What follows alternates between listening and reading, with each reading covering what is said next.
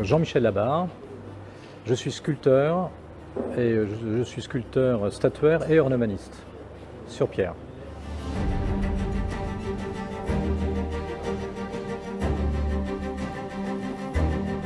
Alors, quand on travaille sur des morceaux comme par exemple des bras, des jambes, des têtes aussi, sur les statues, on est obligé de se référer bien sûr à des archives, donc il y a une recherche photographique ou quand c'est bien sûr possible.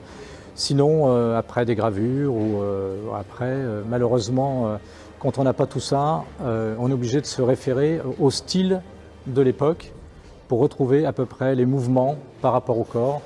Donc il faut en fin de compte faire sa propre recherche et puis après on fait donc un dessin au préalable, donc un croquis, ou alors on peut faire éventuellement un modelage au départ pour montrer à l'architecte. On ne peut pas faire un moulage d'emblée.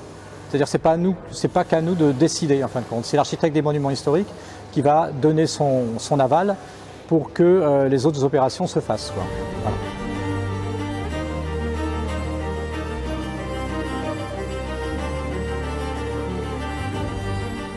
Ensuite, quand c'est acté, on fait un moulage.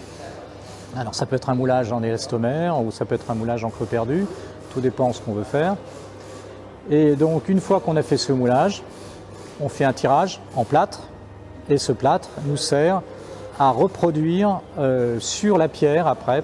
Sur le modèle, on va être obligé de mettre un bouchon. Ce qu'on appelle un bouchon, c'est la partie à peu près équarrie, à peu près dégrossie sur la sculpture, de manière à sculpter avec le compas 3 points. La plupart du temps, enfin le mieux quand on fait une grande statue, il va y avoir qu'un bras. On va sortir que le bras en fin de compte à recopier. On aura donc le bras à côté et puis le gars il va essayer de reprendre des cotes avec un compas d'épaisseur. Quand on fait une statue de moyenne grandeur, on va faire le moulage d'ensemble pour pouvoir installer après le 3 points et prendre simplement la partie qui a été rajoutée. Là c'est un tirage, on fait un tirage de l'objet et une fois que le tirage en positif est fait en plâtre, vous avez la pierre à côté en brut, d'accord ?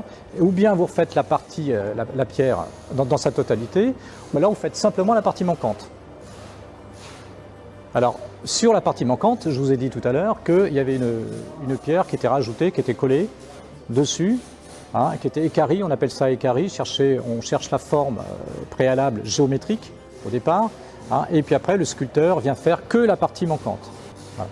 Donc évidemment, quand on installe le compas à 3 points, on l'installe sur au départ le plâtre, le tirage, et puis on trouve les mêmes points sur l'original, pour évidemment retrouver exactement la précision en fin de compte de chaque point. Après, bien sûr, une fois que le travail de sculpture est fait, on va faire une patine. Donc de manière à rapprocher au maximum la couleur de l'ancienne pierre à la nouvelle pierre.